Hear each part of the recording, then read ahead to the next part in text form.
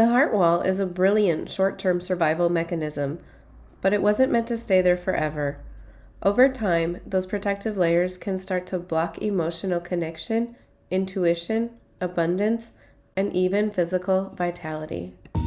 Welcome to the Everything Embodiment podcast, where I will help you find peace, understanding, and love all within your human body, enhancing your mind-body connection through the exploration of vast ideas, concepts, and modalities, discussions all meant to propel you along your own unique spiritual journey. I'm your host, Amber Miller. Welcome back to another week of Everything Embodiment. I'm your host, Amber Miller, and this week we are talking about heart walls. There's a 10-year age gap between my sister and me, and she had her first child when I was 8 years old. I can still remember the physical feeling of love that I felt for my nephew the moment he was born. It was more than just excitement. It was a love that was so high vibration and pure. And it's hard to put into words, but it was just this feeling of joy and giddiness, excitement. It was embodied bliss. I was reflecting on that feeling of pure love later on as an adult. No longer a child, I've had the experiences now of having been through a lot of pain, fear, disappointment. I've had a lot of positive things too, and I've got my own children and husband that I am just truly grateful for each day. But when thinking back to how that love felt when I was 8 years old, I couldn't help but notice the intensity of that high vibrational physical feeling was somewhat dulled. Don't get me wrong, I feel intense love for my family, but it was feeling different. Now looking at that same situation through the healer's lens, I know the love I was feeling felt muted because I had a heart wall. Almost like I think of a never-ending gobstopper from Willy Wonka. I had so many layers built around my heart as a means of self-preservation. Was I doomed to feeling a muted type of love for the rest of my life? Not at all. A heart wall forms when trapped emotions, often from past pain or trauma, layer around a heart like energetic armor. It's the body's way of keeping us safe. But over time, it can also keep love, abundance, and intuition out.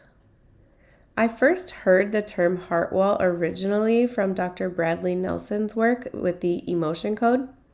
He discovered that when we experience intense emotional pain, like heartbreak, grief, betrayal, fear, the subconscious can trap those emotions in the energy field, layering them around your heart for protection.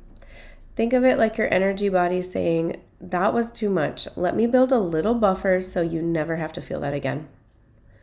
The heart wall is a brilliant short-term survival mechanism, but it wasn't meant to stay there forever.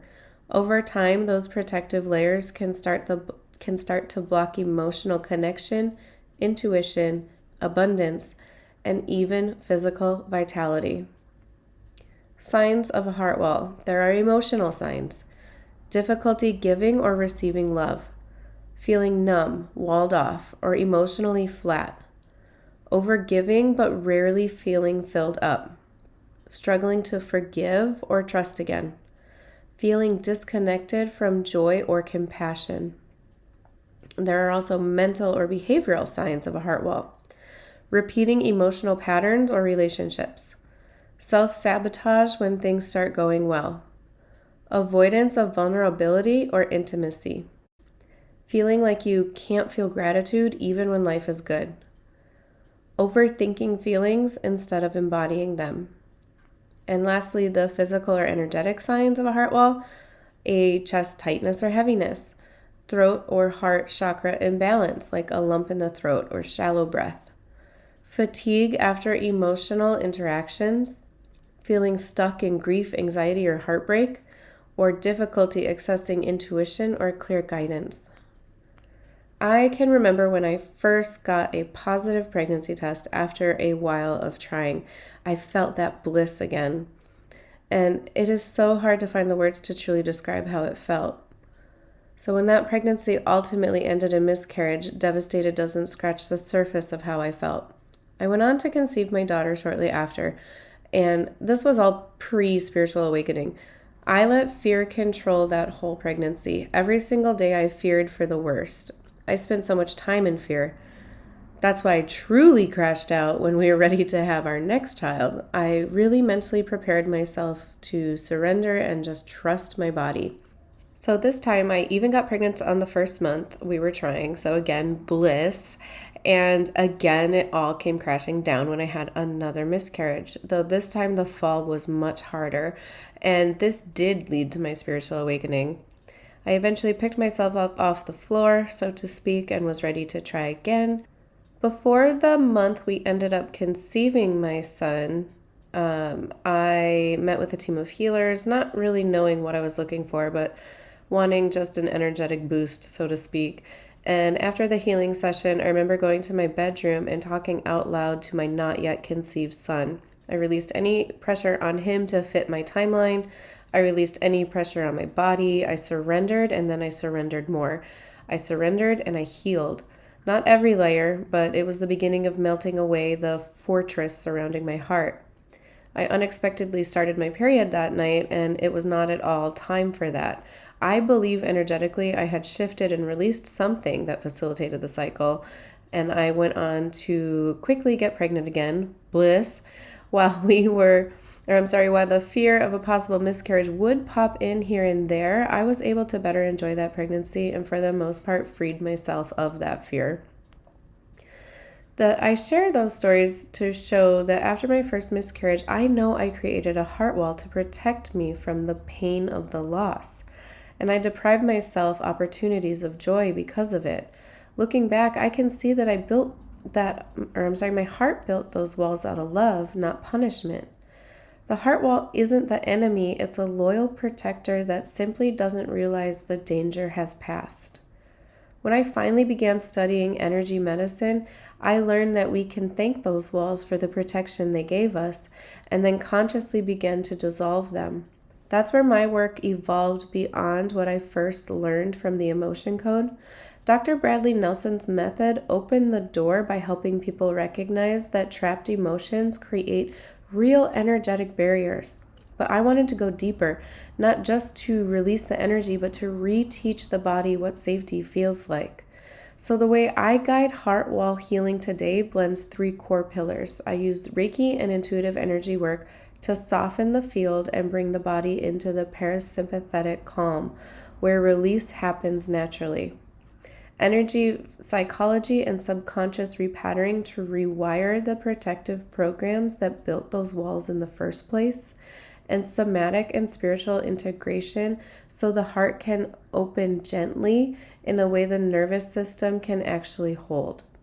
Because true healing isn't about breaking down a wall, it's about melting it with compassion until love can flow freely again.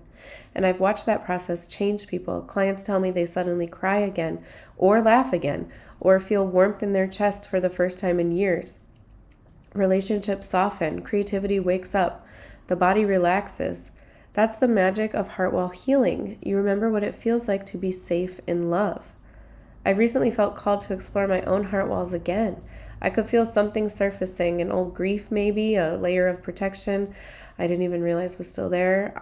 I don't know, but during the release, I had this wave of emotion rise through my chest, and not long after, I felt my hips start to throb. The next morning, it actually hurt to walk.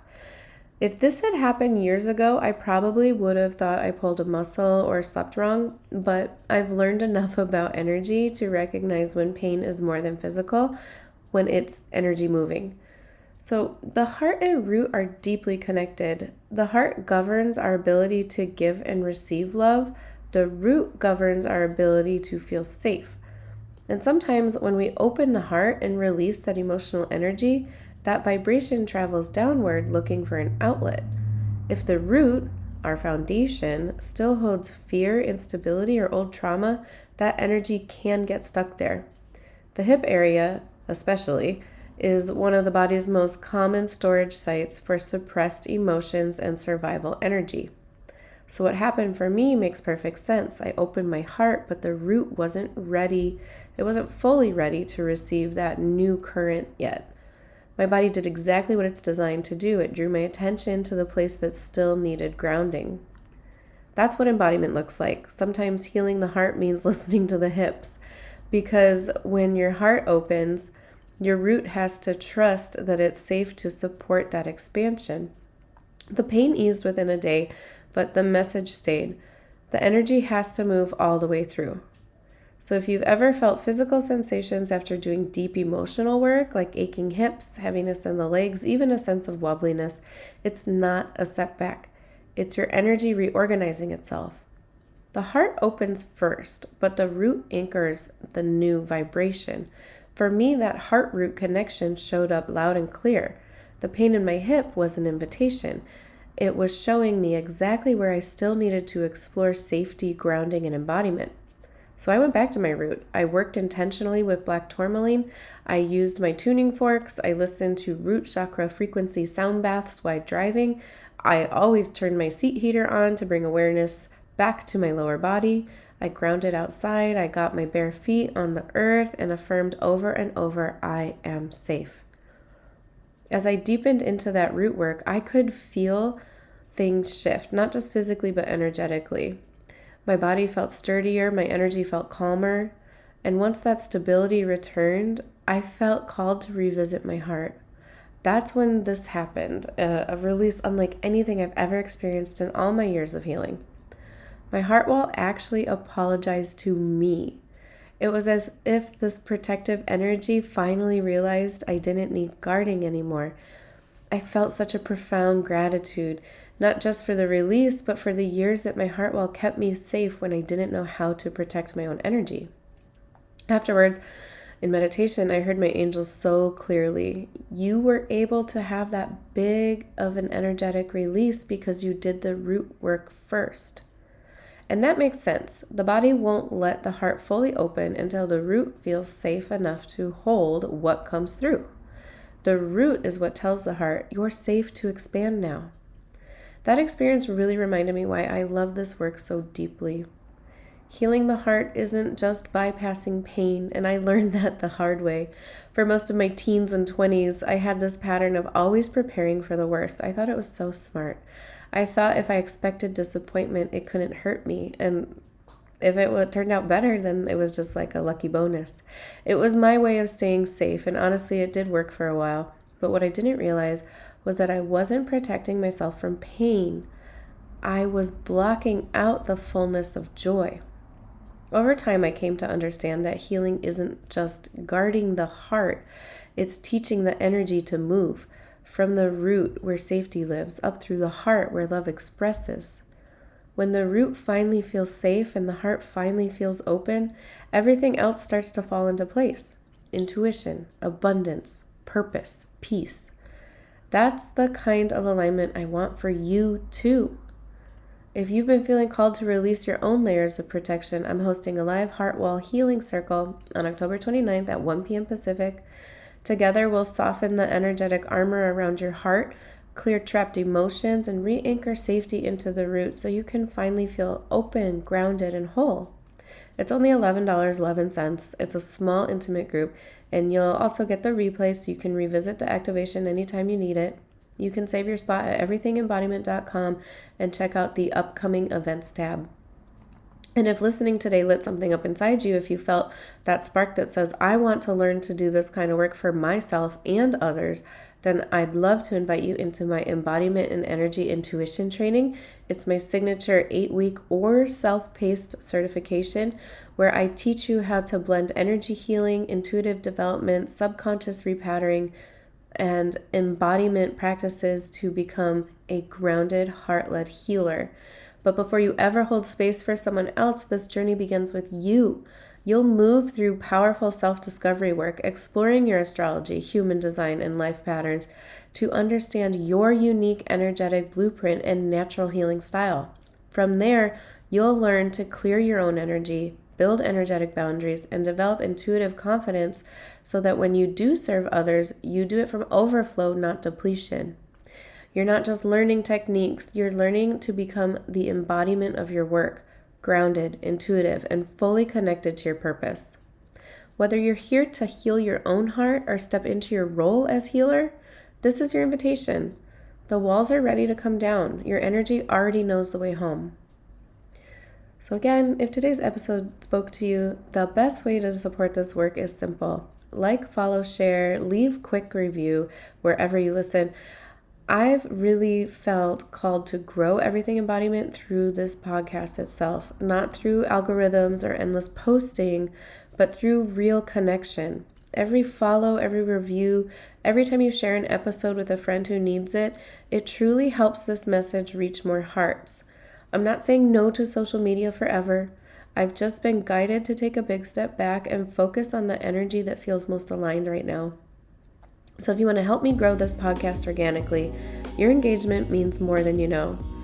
Thank you so much for listening. Thank you for being part of this embodied community and for walking this path of healing and expansion with me. Thank you all so much, and I will catch up with you all next week.